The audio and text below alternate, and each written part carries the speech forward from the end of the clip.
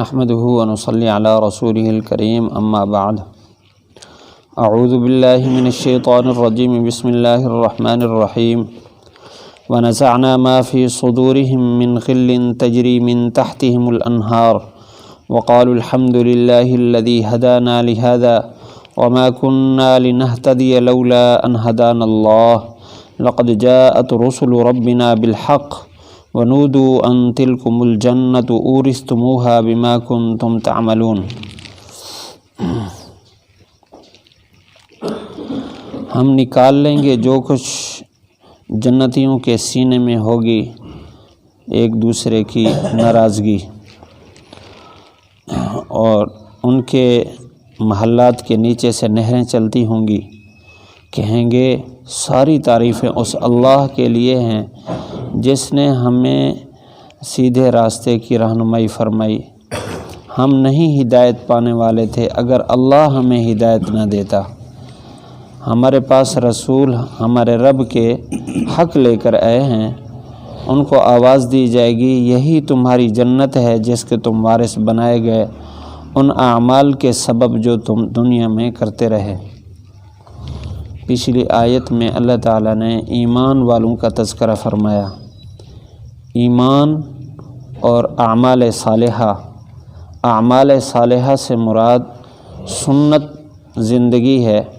فرمایا جو یہ دو کام اختیار کرے، ساتھ ہی یہ بتایا کہ یہ بھی ذہن میں رہے کہ ہم نے کوئی ایسا عمل انسان پر لاگو نہیں کیا جو اس کی طاقت میں نہ ہو، سارے اعمال اس کی طاقت کے مطابق۔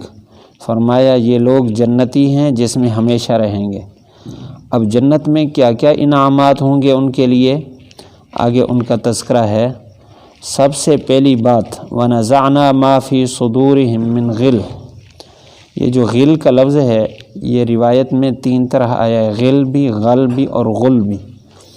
غل ہو تو اس کا معنی ہے ایک دوسرے کے بارے میں ناراضگی، کدورت اور بغض، عداوت جو دل میں ہوتی ہے اس کو غل کہتے ہیں۔ اور اگر غل ہو تو اس کا معنی دھوکہ اور جھوٹ ہے، اور غل لفظ بولا جائے تو اس کا معنی ہوتا ہے بیڑی، اغلال اس کی جمع ہے، توق، بیڑیاں۔ تو یہاں تینوں معنی مراد ہو سکتے ہیں، لیکن غالب یہی ہے کہ یہ غل ہے۔ حضرت روایت میں ہے حضور صلی اللہ علیہ وسلم کا فرمان ہے کہ جب جنتی جنت میں ہوں گے تو دنیا میں جس طرح بدکار اور فساد ڈالنے والے لوگوں کے دلوں میں ایک دوسرے کی عداوت اور کدورت ہوتی ہے، اسی طرح نیک لوگوں کے دلوں میں بھی ہو سکتی ہے۔ تو یہ نیک لوگ جو جنت میں جا رہے ہیں، ایک دوسرے کی ناراضگی ہے دل میں، تو فرق اتنا ہوتا ہے کہ جو فاسق فاجر آدمی ہے وہ اس کے دل میں جو عداوت ہے وہ عمل میں لے آتا ہے، اس پر عمل کرتا ہے جس کی وجہ سے وہ گناہ گار ہے۔ اور جو نیک آدمی ہے اس کے دل میں اگر کسی کی ناراضگی ہے تو وہ دل کے اندر رہتی ہے، عملی طور پر وہ ظاہر نہیں ہوتی۔ اس وجہ سے اللہ تعالیٰ تو اس پر انسان کو سزا دیتا ہے جو عمل میں لایا جائے، جو دل میں ہو، خیال ہو کسی کے بارے میں، اس پر کوئی پکڑ نہیں ہے، جو خود بخود خیال آئے۔ اس کی بھی دل کی صفائی کی بھی کوشش کرنی چاہیے۔ بہرحال دل کے اندر اگر ہو تو حدیث شریف میں ہے پل صراط پر گزرتے ہی پل صراط کا ایک حصہ ایسا ہے جو دلوں کی صفائی کے لیے ہے، جب اس کے اوپر سے گزریں گے تو انسان کے اندر جو ناراضگیاں ہیں، کدورت ہے، وہ ساری کی ساری صاف ہو کر نیچے چلی جائے گی۔ یہ جو جنتی ہیں یہ اس سے آگے بالکل صاف ستھرے ہو کر جائیں گے۔ اور فرمایا کقلب رجل واحد، تمام اہل جنت ایک آدمی کے دل کی طرح ہوں گے۔ جس طرح ایک آدمی کا دل، اس میں دو چیزیں مد مقابل نہیں ہوتی، اور انسان کی اپنی ذات کے ساتھ کوئی عداوت، کدورت اور بغض نہیں ہوتا، اور ایک اپنی ذات کے بارے میں خیرخواہی ہے، اسی طرح تمام جنتی ایک دوسرے کے بارے میں ایک دل کی طرح ہوں گے، بالکل پاک اور صاف، حتیٰ کہ ایک دوسرے کے دل میں جو ایک دوسرے کی محبت ہے وہ باہر سے نظر آئے گی، چمکے گی، واضح ہوگی۔ باقی دنیا کے اندر یہ اس طرح، کیونکہ یہ دنیا ہے، اس طرح کے معاملات چلتے ہیں۔ انسان کی ذمہ لازم ہے کہ اپنے دل کو تمام ایمان والوں کے بارے میں صاف رکھے۔ حدیث شریف میں ہے کہ آپ صلی اللہ علیہ وسلم نے ایک صحابی کے بارے میں فرمایا، ابھی تمہارے پاس ایک آدمی آئے گا جو اہل جنت میں سے، اگر کوئی خواہش رکھتا ہے جنتیوں کو دیکھنے کا تو اس کو دیکھ لے۔ تو آدمی آئے، آ کر بیٹھے، چلے گئے۔ دوسرے صحابی ان کے پیچھے چلے گئے کہ میں دیکھوں صحیح، اللہ کے نبی نے ان کے لیے خوشخبری جنت کی دی ہے، یہ کیا کر رہے ہیں۔ 3 دن ان کے پاس رہے تو وہ رات کو زیادہ دیر کھڑے نہیں ہوتے تھے۔ عموماً جو لوگ رات کو تہجد پڑھتے وہی پڑھتے تھے، بس خاص کوئی دوسروں سے زیادہ اعمال نہیں تھے۔ دن کو بھی وہ مزدوری کر رہے ہیں، نماز کے وقت میں وہ ساری مزدوری چھوڑ کر نمازیں پڑھ رہے ہیں، کما رہے ہیں، کوئی خاص عمل نہیں ہے۔ 3 دن دیکھا، 3 دن کے بعد پھر پوچھا کہ آپ کا کون سا عمل ہے جس بنیاد پر اللہ کے نبی نے آپ کے لیے خوشخبری دی؟ میں نے تو آپ کا کوئی خاص عمل نہیں دیکھا، وہی اعمال کر رہے ہیں جو لوگ کر رہے ہیں۔ وہ کہنے لگے کہ اور تو کوئی میرے پاس عمل نہیں، صرف ایک ہے کہ میں سونے سے پہلے تمام مسلمانوں کو سے اپنے دل کو صاف کر کے سوتا ہوں، ان سب کو معاف کر کے سوتا ہوں۔ تو فرمایا بس یہی عمل ہے جس کی وجہ سے اللہ کے نبی نے جنتی ہونے کی خوشخبری دی۔ یہ اعلیٰ درجہ ہے۔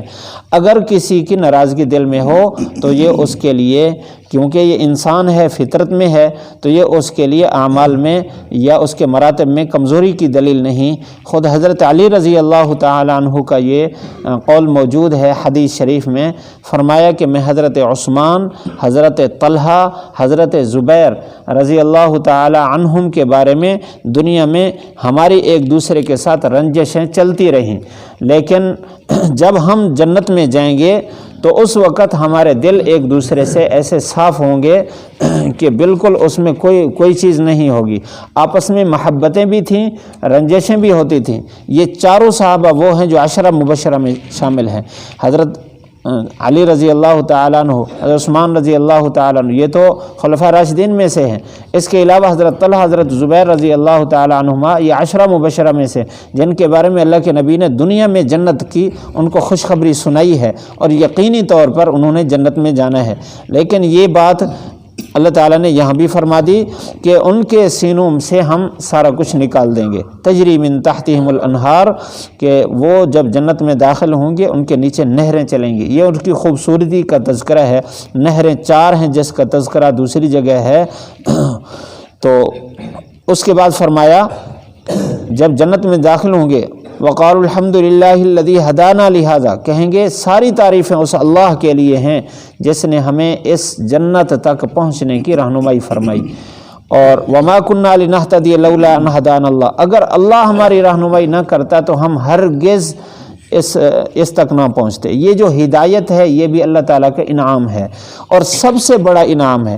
اس وجہ سے اس دنیا میں اللہ تعالیٰ نے انسان کے ذمے اتنا کسی چیز کے مانگنا نہیں لگایا جتنا ہدایت کا مانگنا لگایا ہے۔ ہم ہر رکعت میں اہدنا الصراط المستقیم جو پڑھتے ہیں، اللہ تعالیٰ نے اس کو نماز کا حصہ بنا دیا ہے کہ ہر رکعت کے اندر آپ نے اہدنا الصراط المستقیم پڑھنا ہے کہ اللہ سے ہدایت مانگنی ہے۔ ہدایت کے مقامات ہیں، جو آدمی جس مقام پر پہنچا اس کے اوپر ایک اور ہدایت کا مقام ہے، تو جو وہاں پہنچا ہوا اس سے اوپر والے ہدایت کے مقام کو مانگتا ہے۔ حضور صلی اللہ علیہ وسلم جو تمام مخلوق میں سب سے افضل ہیں، آپ بھی اللہ تعالیٰ سے ہدایت مانگتے تھے۔ تو کوئی بھی مقام ہے اس سے اوپر ایک مقام ہے جس کے مانگنے کا حکم ہے، تو وہ کہیں گے اللہ ہمیں ہدایت دینے والا ہے۔ جنت میں داخلے کے لیے 2 چیزیں ہیں، ایک ظاہری سبب ہے، ایک باطنی سبب ہے۔ یہاں باطنی سبب کا تذکرہ ہے، ایک ظاہری سبب ہے جس کا تذکرہ آخر میں آ رہا ہے، وہ ہے اعمال صالحہ۔ اعمال صالحہ کرنے سے انسان جنت میں جائے گا، لیکن اس کا حقیقی سبب ہے اللہ کی رحمت۔ اللہ کی رحمت اعمال صالحہ کے ساتھ جڑی ہوئی ہے۔ جو انسان اعمال صالحہ کرتا ہے وہ رحمت کا مستحق ہوتا ہے، پھر رحمت سے ہی جنت میں جائے گا۔ جس طرح دنیا میں بھی اللہ تعالیٰ نے بہت ساری چیزوں کے 2 سبب بیان کیے، ہر چیز کے 2 سبب ہیں۔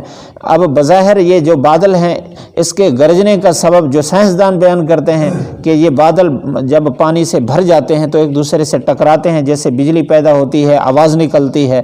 اور حدیث شریف میں اس کی حقیقی وجہ بیان کی گئی کہ فرشتوں کو اللہ حکم فرماتے ہیں، وہ کوڑے لگاتے ہیں ان کو، جب کوڑے لگاتے ہیں تو آواز آتی ہے اور گرج پیدا ہوتی ہے اور چمک پیدا ہوتی ہے۔ یہ اللہ تعالیٰ کے حکم کے تابع ہیں۔ اب ہر چیز کا ایک حقیقی سبب ایک باطنی ہے۔ اب بظاہر گرمی کا سبب سورج ہے۔ حدیث شریف میں ہے کہ ظہر کی نماز گرمیوں میں دیر سے پڑھو کیونکہ یہ جو گرمی ہے یہ جہنم کی ہوا ہے، اس کا پھونکا ہے، تو یہ اس کا حقیقی سبب ہے۔ ظاہری سبب اور ہے، تو ہر چیز کا ایک ظاہری سبب ہے، ایک حقیقی سبب ہے۔ یہاں اللہ تعالیٰ نے جنت میں داخلے کا حقیقی سبب یہ بیان کیا کہ وہ اللہ کی رحمت ہے، اللہ کی طرف سے جو ہدایت ہے وہ ہے، اور ایک اس کا ظاہری سبب وہ اعمال صالحہ ہیں۔ تو آگے فرمایا لقد جاءت رسل ربنا بالحق، ہمارے پاس جو رسول لے کر آئے ہیں اعمال وہ حق ہیں، وہ ہدایت کا پیغام جو لے کر آئے وہ حق ہے، ہم اس پر چلے ہیں، آج ہمیں جنت نصیب ہے۔ وَنُودُوا أَن تِلْكُمُ الْجَنَّةُ، ان کو کہا جائے گا یہ جنت ہے تمہیں جو وراثت میں ملی ہے۔ اورثتموہا، وراثت وہ ہوتی ہے جو بغیر محنت کے ملے۔ تو یہاں کیونکہ جو کچھ بدلہ دیا جا رہا ہے اتنا انسان کے اعمال نہیں ہے جتنا بدلہ دیا جا رہا ہے، اس وجہ سے اس کو وراثت فرمایا۔ یا ایک وراثت کا دوسرا معنی یہ بھی بیان کیا کہ ہر انسان کے لیے اللہ تعالیٰ نے جنت میں بھی مقام بنایا، جہنم میں بھی۔ جو جنتی ہوں گے جب جنت میں ان کو بھیجا جائے گا تو اللہ تعالیٰ فرمائیں گے یہ جہنم میں تمہارا جو ٹھکانہ تھا دیکھو اللہ تعالیٰ ہم نے تمہیں اسے آزاد کیا۔ کافر کا جو حصہ جنت کا ہے وہ ایمان والے کو ملے گا، اور ایمان والے کا جو حصہ ٹھکانہ جہنم کا ہے وہ کافر کو ملے گا۔ گویا کہ دوسری طرف سے جو کافر کا حصہ ہے وہ ایمان والے کو دیا گیا بغیر محنت کے، اسی کو وراثت کہا گیا۔ تو بہرحال حقیقت اللہ ہی جانتا ہے، تو اللہ تعالیٰ وہاں بہت نعمتیں عطا کرے گا۔ بما کنتم تعملون، کہا جائے گا جو کچھ تمہیں جنت ملی ہے اس کا ظاہری سبب اعمال صالحہ ہیں جو تم نے کیے۔ اس آیت میں ہمارے لیے سبق یہ ہے، ایک تو یہ ہے کہ ہم اعمال صالحہ کی محنت اور کوشش کریں، دوسرا یہ اللہ سے ہدایت مانگتے رہیں، تیسری بات یہ ہے کہ اللہ تعالیٰ کی رحمت سے ہی ہم جنت میں داخل ہوں گے، اس وجہ سے اللہ سے رحمت کی امید لگا کر رہیں۔ اللہ تعالیٰ ضرور ہمیں کامیاب کرے گا۔ اللہ تعالیٰ عمل کی توفیق نصیب فرمائے۔